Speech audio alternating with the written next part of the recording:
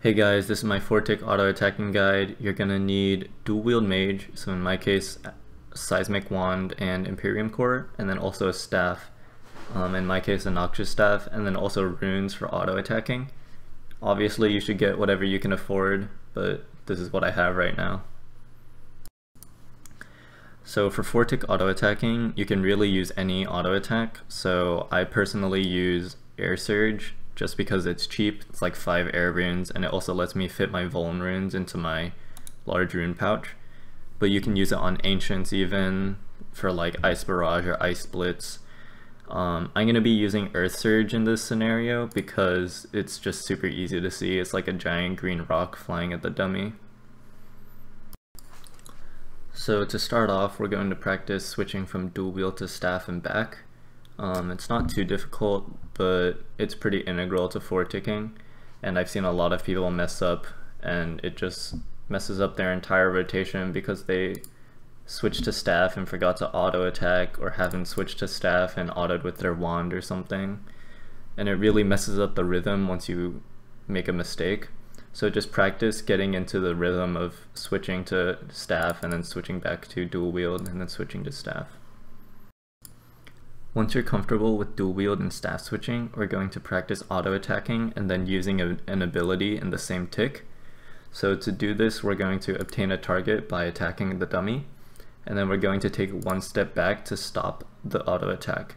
On screen there should be a keyboard and it should show my inputs. So my auto attack is B, and then my abilities are 2, 3, 4, Q, W, E.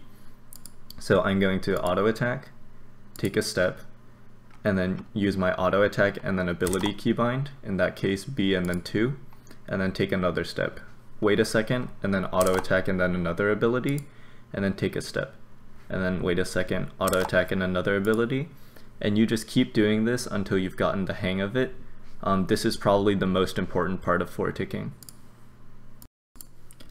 So once you're comfortable with auto attacking and using an ability in the same tick, we're going to move on to getting more comfortable with the timing of 4 ticks.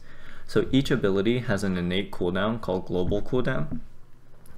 This is 3 ticks long. So if I use Rack here, you will see a circle around Dragon Breath, and that circle is 3 ticks. So in this example, Rack, and that circle is filling up. So that's 3 ticks. If you wait for the circle to fill up completely before using your auto attack and then your ability, that's 4 ticks, and that's actually the perfect timing. So if you just wait for the circle to fill up completely and then auto attack and ability in the same tick like before, this is 4-ticking with a wand and orb. However, it's not as efficient as 4-ticking with a staff because the staff auto hits much harder, which we'll practice in the next step.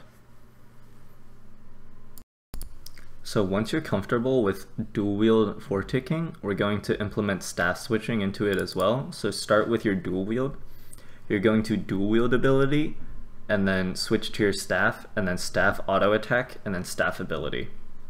So obtain a target like normal, and then dual wield ability, staff switch, staff auto attack, staff ability, and then take 1 square back so that you don't auto attack again, and then go back to your dual wield, and then dual wield ability, staff switch, staff auto attack, and staff ability.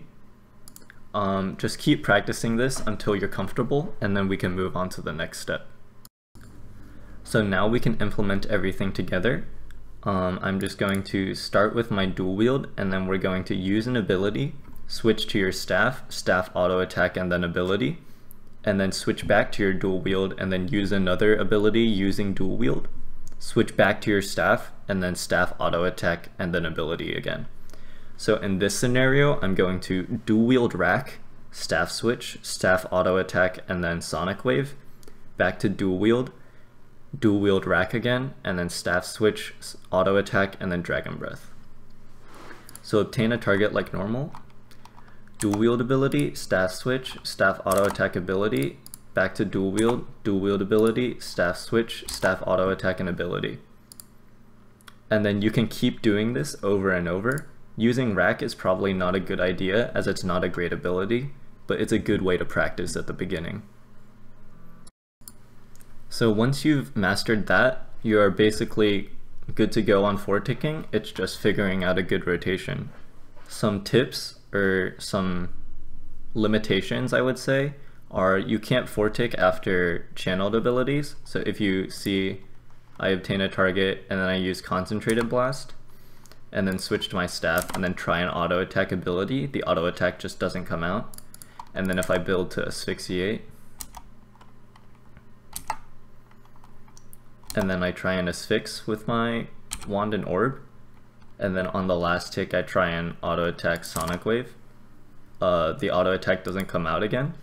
So some good things to do are just use all of your channeled abilities with your staff. So I guess only Asphyxiate and Shadow Tendrils, because in that scenario, if I Asphyx with my staff, on the very last tick of the damage, I can switch to my Wand and Orb, and then back to my staff to get another auto attack in after that. This is sort of more advanced, but if you feel comfortable practicing it, it's a really good thing to help out. So that was my 4-tick auto attacking guide. It went over the basic mechanics, but hopefully it's good enough to help you consistently 4-tick auto attack. It takes a lot of practice. I practiced a lot at dummies and then slowly implemented it into bosses, but it's definitely worth it. So thanks for watching and I hope you enjoyed. Bye.